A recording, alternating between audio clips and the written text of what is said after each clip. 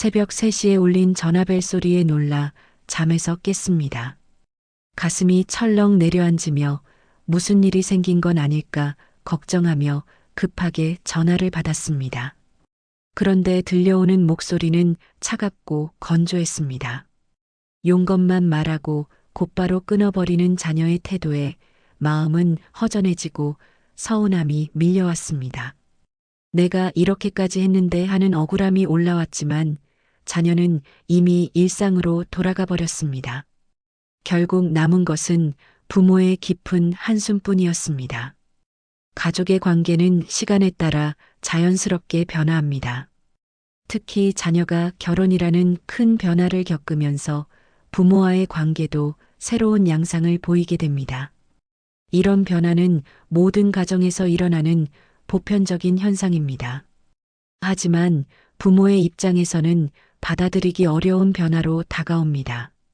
자녀는 여전히 부모를 사랑하는 마음을 갖고 있습니다. 다만 표현하는 방식이 달라지고 생활의 우선순위가 바뀌면서 부모는 소외감을 느끼게 됩니다. 이때 가장 위험한 것은 서운한 감정을 그대로 품고 있는 것입니다. 감정이 한번 쌓이기 시작하면 작은 말에도 크게 상처받게 됩니다. 결국 불필요한 다툼으로 이어지는 경우가 많습니다. 서로의 오해가 깊어지면 아무리 사소한 말이라도 날카로운 칼날처럼 마음에 박히게 됩니다. 시간이 흐를수록 이런 상처들은 회복하기 더 어려워집니다. 부모로서의 자존심은 여전히 크지만 동시에 자녀의 따뜻한 말 한마디에 기댈 수밖에 없는 현실이 답답하기만 합니다. 이 모순된 마음을 어떻게 다루느냐에 따라 관계는 더 단단해질 수도 있고 쉽게 무너질 수도 있습니다. 감정에만 의존해서 관계를 유지하려고 하면 한계가 있습니다. 현실을 인정하고 새로운 방식을 찾아야 합니다. 부모의 마음을 지키면서도 자녀와의 관계를 부드럽게 유지할 수 있는 방법이 분명히 있습니다. 오늘은 결혼한 자녀와 부모 사이에서 왜 관계가 불편해지는지 그 근본적인 이유를 살펴보겠습니다. 그리고 불필요한 갈등을 줄이고 서로의 마음을 지킬 수 있는 실질적인 방법들을 차근차근 이야기해 보겠습니다. 마음을 지키는 진정한 지혜는 억울함을 꾹 눌러 참는 것이 아닙니다. 현실을 제대로 이해하고 그에 맞는 새로운 소통 방식을 찾는 데 있습니다. 이 과정을 이해하시면 여러분의 마음이 조금은 가벼워질 것입니다. 그리고 자녀와의 관계도 한층 더 부드럽고 자연스럽게 이어갈 수 있을 것입니다.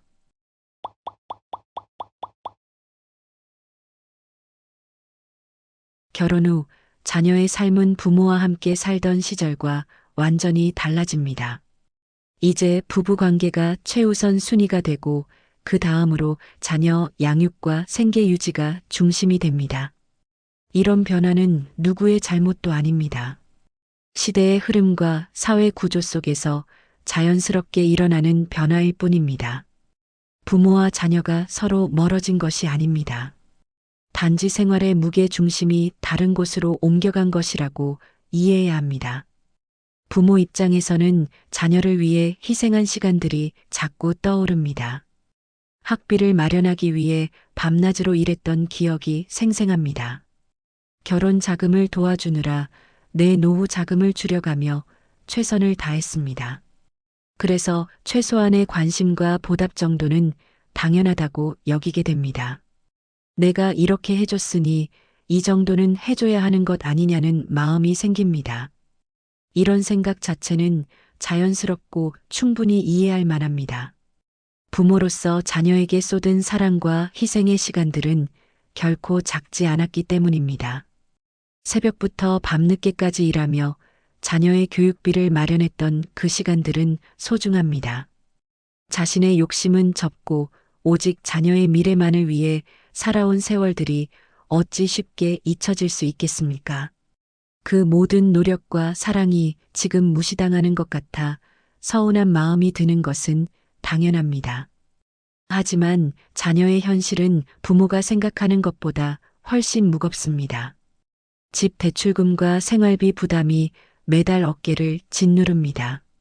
아이를 키우는데 필요한 비용도 끝이 없습니다. 교육비와 육아용품비는 물론이고 병원비까지 예상치 못한 지출이 계속 발생합니다. 여기에 맞벌이로 인한 육체적 정신적 피로가 겹치면서 부모와의 관계는 자꾸만 뒤로 밀리게 됩니다. 하고 싶은 마음은 있지만 현실적으로 여유가 없는 상황입니다. 요즘 젊은 부부들이 감당해야 하는 경제적 부담은 이전 세대가 경험했던 것과는 차원이 다릅니다. 집값 상승으로 인해 대출 원리금 상환액만으로도 월 소득의 상당 부분이 사라집니다. 여기에 아이가 태어나면 육아휴직으로 인한 소득 감소와 동시에 육아 관련 비용이 급증합니다. 기저귀, 분유, 이유식부터 시작해서 유모차, 카시트, 아기 침대 등 필수품들의 가격도 만만치 않습니다. 아이가 조금 자라면 어린이집비, 각종 교구비, 의료비 등이 추가로 발생합니다. 갑작스런 병원비까지 더해지면 가계 부담은 걷잡을 수 없이 커집니다. 한 달 생활비만 계산해도 머리가 아픈 상황입니다. 이런 현실 속에서 자녀들은 매일을 버텨나가고 있습니다. 직장에서의 스트레스도 이전 세대와는 비교할 수 없을 만큼 증가했습니다. 성과 중심의 평가 시스템이 일반화되었습니다. 치열한 경쟁 구조 속에서 살아남기 위해 노력해야 합니다. 불안정한 고용 환경 속에서 젊은 직장인들은 매일을 전쟁터에서 살아가는 것과 같습니다. 야근과 주말 근무는 일상이 되었습니다.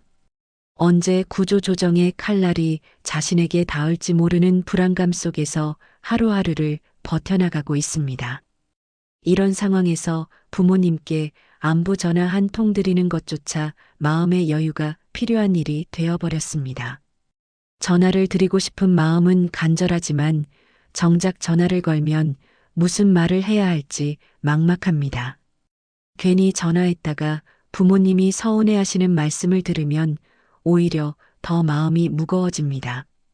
이런 상황에서 가장 중요한 것은 부모가 억울함을 붙잡지 않는 것입니다. 억울한 감정을 계속 붙들고 있으면 관계는 더욱 악화됩니다. 내가 이렇게 했는데 왜 이렇게 대하느냐는 생각을 자꾸 드러내면 자녀에게는 큰 부담이 됩니다. 그 결과 자녀는 방어적인 태도를 취하게 되고 더욱 멀어지려고 합니다. 부모는 더 섭섭해지고 자녀는 더 멀어지는 악순환이 계속 반복됩니다. 억울함의 감정은 인간으로서 자연스러운 것입니다. 하지만 이 감정을 어떻게 다루느냐에 따라 관계의 미래가 결정됩니다. 억울함을 표현하는 방식이 비난이나 원망의 형태로 나타나면 자녀는 죄책감과 동시에 반발심을 느끼게 됩니다. 엄마가 너를 위해 얼마나 고생했는데 라는 말이 사랑의 표현이라고 생각할 수 있습니다. 하지만 자녀에게는 감정적 부담으로 다가올 수 있습니다. 이런 말을 들을 때마다 자녀는 자신이 부족한 사람인 것처럼 느끼게 됩니다. 결국 부모와의 만남 자체를 피하려고 하게 됩니다. 부모는 더 많은 관심을 받고 싶어 하지만 결과는 정반대로 나타납니다. 이런 악순환을 끊기 위해서는 부모가 먼저 마음가짐을 바꿔야 합니다. 관계를 지키는 첫 번째 지혜는 기대치를 현실에 맞게 조정하는 것입니다. 매주 반드시 전화해야 한다는 기대보다는 한 달에 한 번이라도 연락이 오면 고맙다고 여기는 마음이 필요합니다. 명절마다 반드시 찾아와야 한다는 기대보다는 올 수 있을 때 와주는 것만으로도 감사하게 여기는 태도가 중요합니다. 기대치를 낮추면 작은 행동에도 감사할 수 있습니다. 그러면 자녀도 부담을 덜 느끼게 되고 연락이 더 자연스럽게 이어질 수 있습니다. 기대치 조정은 단순히 체념이나 포기가 아닙니다. 현실을 있는 그대로 받아들이는 지혜입니다. 자녀가 바쁜 일상 속에서도 부모를 생각하는 마음만큼은 변하지 않았다는 것을 인정하는 것입니다. 다만 그 마음을 표현할 수 있는 시간과 여유가 부족한 것뿐입니다. 이런 관점에서 바라보면 짧은 안부 문자 하나도 소중하게 느껴집니다. 명절 때의 짧은 통화 한 번도 감사하게 받아들일 수 있습니다. 작은 관심에도 감사할 수 있게 되면 자녀는 오히려 더 자주 연락하고 싶어집니다. 부모가 항상 만족해 하시고 고마워하시는 모습을 보면 자녀도 마음이 편해집니다. 의무감이 아닌 자발적인 마음에서 연락을 드리게 됩니다. 이런 선순환이 만들어지면 관계는 자연스럽게 회복됩니다. 두 번째 지혜는 간단하고 가벼운 소통을 꾸준히 이어가는 것입니다. 긴 통화나 장문의 메시지는 자녀에게 부담이 됩니다. 하지만 짧고 따뜻한 안부 한마디는 마음을 전하는데 충분합니다. 날씨가 쌀쌀하니 감기 조심하라는 말이 좋습니다. 건강하게 지내라는 간단한 인사도 효과적입니다. 이런 메시지는 자녀에게 부담을 주지 않으면서도 따뜻한 마음을 충분히 전할 수 있습니다. 중요한 것은 답장을 강요하지 않는 것입니다. 그저 내 마음을 전하는 방식으로 접근하면 관계가 편안하게 이어집니다. 메시지 끝에 답장은 안 해도 되라고 적어주면 더욱 좋습니다. 자녀는 부담 없이 부모의 사랑을 느낄 수 있습니다. 소통의 방식을 바꾸는 것만으로도 관계는 크게 달라질 수 있습니다. 요즘 어떻게 지내니? 건강은 괜찮고? 일은 힘들지 않고? 같은 연속된 질문은 피하는 것이 좋습니다. 대신 날씨가 추워졌네요. 따뜻하게 입고 다니세요라는 단순한 관심 표현이 더 효과적입니다. 질문은 답을 요구하지만 관심 표현은 일방적인 사랑의 메시지입니다. 자녀는 답장해야 한다는 부담 없이 부모의 사랑을 느낄 수 있습니다. 가끔씩 보내는 이런 메시지들이 쌓이면 자녀 마음속에 따뜻한 감정이 자리 잡게 됩니다. 자연스럽게 부모에게 연락하고 싶은 마음이 생깁니다. 세 번째 지혜는 경제적 지원에 대한 명확한 원칙을 세우는 것입니다. 자녀를 돕고 싶은 마음은 당연합니다. 하지만 무리해서 도와주는 것은 장기적으로 좋지 않습니다. 내 노후가 불안해지면 결국 자녀에게 더 큰 부담을 주게 되기 때문입니다. 도움을 줄 수 있다면 여유 범위 내에서 공정하게 주는 것이 좋습니다. 그리고 한 번 준 것에 대해서는 다시 언급하거나 조건으로 내세우지 않는 것이 바람직합니다. 이런 원칙을 지키면 형제자매 사이의 갈등도 예방할 수 있습니다. 부모와 자녀 모두 마음이 편안해집니다. 이건 내가 주고 싶어서 주는 거야라는 마음가짐이 중요합니다. 경제적 지원에서 가장 중요한 것은 투명성과 공정성입니다. 여러 자녀가 있을 경우 한 자녀에게만 집중적으로 도움을 주면 형제자매 간의 갈등이 생길 수 있습니다. 각자의 상황과 필요에 따라 도움의 형태나 크기가 달라질 수는 있습니다. 하지만 기본적인 공정성의 원칙은 지켜져야 합니다. 또한 도움을 줄 때는 자신의 노후 계획을 먼저 고려해야 합니다. 자녀를 위해 모든 것을 쏟아붓고 나중에 자녀에게 의존하게 되면 그것이야말로 자녀에게 가장 큰 부담을 주는 일이 됩니다. 적절한 선에서 도움을 주고 나머지는 자녀가 스스로 해결하도록 하는 것이 현명합니다. 네 번째 지혜는 갈등이 커질 때 적절한 거리를 두는 것입니다. 대화하다 보면 감정이 격해질 때가 있습니다.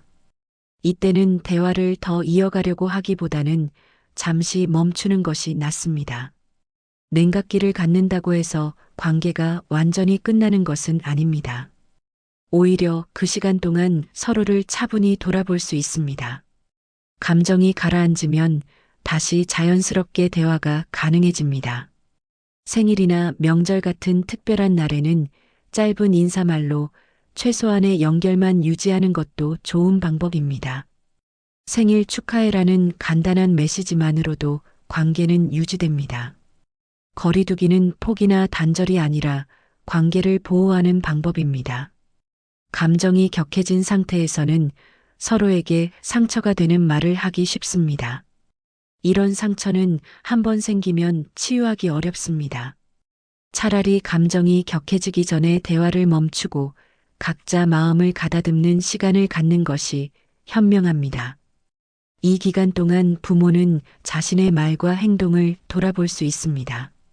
자녀도 부모의 입장을 이해할 시간을 가질 수 있습니다. 시간이 지나면 서로의 마음이 누그러지고 다시 대화할 수 있는 기회가 옵니다. 5번째 지혜는 자녀의 현재 상황과 현실을 인정하는 것입니다. 부모 세대가 젊었을 때와 지금의 사회 환경은 완전히 다릅니다. 직장 때문에 멀리 떨어져 살아야 하는 경우도 많습니다. 가족의 형태와 역할 분담도 예전과는 많이 바뀌었습니다. 육아와 살림을 부부가 함께 나누어 해야 하는 시대입니다. 이런 변화를 인정하지 않고 예전 기준으로 자녀를 판단하면 갈등은 더 커질 뿐입니다. 지금의 상황 속에서 자녀가 나름대로 최선을 다하고 있다고 이해하는 마음이 필요합니다. 요즘 젊은 사람들은 다 이래라고 무조건 비판하기보다는 시대가 바뀌었다는 것을 인정해야 합니다. 시대의 변화를 받아들이는 것은 쉬운 일이 아닙니다. 부모 세대에게는 익숙했던 가족의 모습과 현재의 가족 형태 사이에는 큰 차이가 있습니다. 과거에는 대가족 제도 하에서 자녀가 부모를 모시고 사는 것이 당연했습니다. 지금은 핵가족이 기본 단위가 되었습니다. 과거에는 여성이 주로 가사와 육아를 담당했습니다. 지금은 맞벌이 부부가 함께 모든 것을 분담해야 합니다. 이런 변화를 이해하지 못하면 자녀의 행동을 잘못 해석하게 됩니다. 불필요한 오해와 갈등이 생깁니다. 시대가 바뀌었다는 것을 인정하고 새로운 방식을 받아들여야 합니다. 6번째 지혜는 자녀의 배우자와의 관계를 고려하는 것입니다. 자녀는 이제 배우자와 하나의 가족을 이루고 있습니다. 배우자의 가족과의 관계도 함께 고려해야 하는 상황입니다. 명절이나 휴일을 어떻게 보낼지도 양쪽 부모를 모두 고려해서 결정해야 합니다. 이런 복잡한 상황을 이해하지 못하고 우리 집만 생각하라고 하면 자녀는 더욱 곤란해집니다. 배우자의 입장도 충분히 고려해 주는 것이 결국 자녀를 편하게 해주는 길입니다. 시댁일도 중요하니까 그쪽부터 먼저 해라는 마음가짐이 필요합니다. 며느리나 사위와의 관계는 특별한 주의가 필요합니다. 이들은 자녀가 선택한 인생 파트너입니다. 이제는 한 가족이 된 사람들입니다. 이들과의 관계가 좋지 않으면 자녀는 그 사이에서 큰 고통을 받게 됩니다. 며느리나 사위를 진정한 가족으로 받아들여야 합니다. 그들의 가족 문화와 방식도 존중해야 합니다. 명절 계획을 세울 때도 양쪽 집안의 사정을 모두 고려해서 융통성 있게 접근하는 것이 필요합니다. 너희 편한 대로 해라는 말 한마디가 자녀에게는 큰 위로가 됩니다. 배우자 가족을 배려하는 모습을 보여주면 자녀도 더욱 감사하게 생각합니다. 7번째 지혜는 자녀의 일과 직장 생활을 이해하는 것입니다. 요즘의 직장 생활은 예전보다 훨씬 바쁘고 복잡합니다. 야근이나 주말 출근도 흔한 일입니다. 승진이나 성과에 대한 압박도 큽니다. 이런 상황에서 자녀가 부모와의 시간을 충분히 갖기 어려운 것은 당연합니다. 직장일로 바쁘다고 할 때 서운해하기보다는 이해해주는 마음이 필요합니다. 자녀가 안정적으로 일할 수 있도록 응원해주는 것이 더 중요합니다. 일이 중요하니까 일 먼저 해라는 말이 자녀에게는 큰 힘이 됩니다. 현대 직장인들이 겪는 스트레스는 이전 세대와는 비교할 수 없을 만큼 큽니다. 글로벌 경쟁이 치열해졌습니다. 디지털 기술의 급속한 발전으로 변화 속도가 빨라졌습니다. 불안정한 고용 환경이 일반화되었습니다. 이런 요소들이 복합적으로 작용하여 직장인들의 삶을 더욱 팍팍하게 만들고 있습니다. 언제든지 새로운 기술을 배워야 하고 더 나은 성과를 내야 하며 끊임없이 자신을 증명해야 합니다. 이런 상황에서 자녀가 부모와 충분한 시간을 보내지 못하는 것은 사랑의 부족이 아니라 현실적 한계입니다. 이를 이해하고 응원해 주는 것이 진정한 사랑입니다. 여덟 번째 지혜는 소통할 때 감정을 조절하는 것입니다. 자녀와 대화할 때는 감정적으로 격해지지 않도록 주의해야 합니다. 서운한 마음이 있어도 차분하게 표현하는 것이 좋습니다. 너 때문에 속상해 죽겠다보다는 가끔 보고 싶을 때가 있어라고 말하는 것이 효과적입니다. 비난하는 말투보다는 자신의 마음을 솔직하게 표현하는 것이 좋습니다. 자녀도 부모의 진심을 느끼고 마음을 열게 됩니다. 감정을 조절하는 것이 어려울 때는 잠깐 시간을 갖고 마음을 가라앉힌 후 대화하는 것이 현명합니다. 아홉 번째 지혜는 자녀의 성공과 실패를 함께하는 것입니다. 자녀가 잘 될 때는 진심으로 축하해주고 어려울 때는 든든한 버팀목이 되어주는 것이 중요합니다. 단순히 경제적 도움을 주는 것이 아니라 정서적 지지를 보내는 것입니다. 힘들 때는 언제든 연락해라는 말 한마디가 자녀에게는 큰 힘이 됩니다.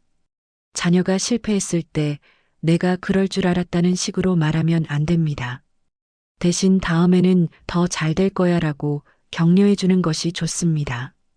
자녀가 성공했을 때도 과도하게 자랑하기보다는 자녀의 노력을 인정해 주는 것이 중요합니다.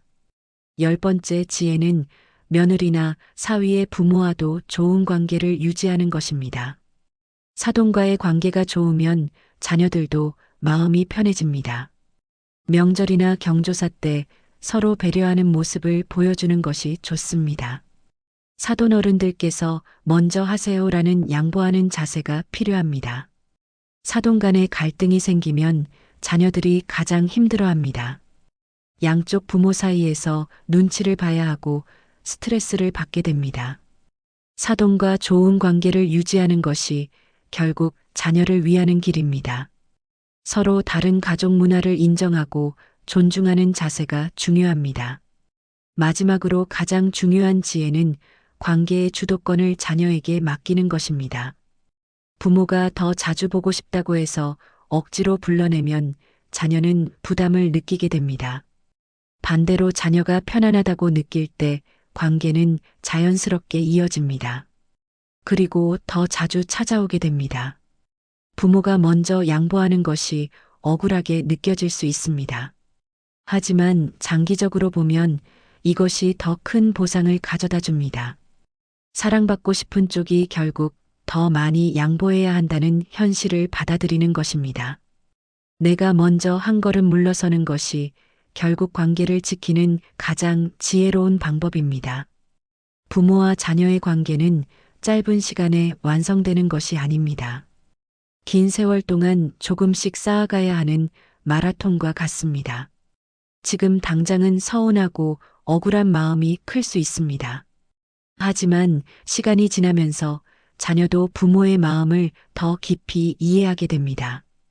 특히 자녀가 직접 아이를 키우는 과정을 겪게 되면 그때 비로소 부모의 마음을 진정으로 알게 됩니다. 부모가 얼마나 많은 희생을 했는지도 그때서야 깨닫게 됩니다. 관계를 지키는 진정한 지혜는 억울함을 꾹 참고 넘어가는 것이 아닙니다. 현실을 제대로 인정하고 기대치를 적절히 낮추고 작은 소통을 꾸준히 이어가는 데 있습니다.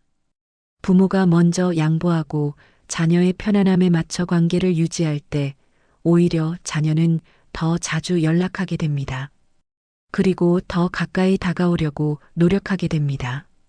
억지로 끌어당기려고 하면 더 멀어지지만 자연스럽게 놔두면 스스로 다가옵니다. 시간은 정말 많은 것을 치유하고 변화시킵니다. 지금은 멀게만 느껴지는 자녀도 나이가 들면서 부모의 소중함을 더 절실히 느끼게 됩니다. 자신의 아이들이 커서 독립해 나갈 때 비로소 부모였던 여러분의 마음을 온전히 이해하게 될 것입니다. 그러니 조급해하지 마시고 여러분의 마음을 지키는데 더 집중하시기 바랍니다. 여러분이 자녀에게 베푸신 사랑은 결코 사라지지 않습니다. 그 사랑은 자녀의 마음 깊은 곳에 단단히 뿌리박고 있습니다.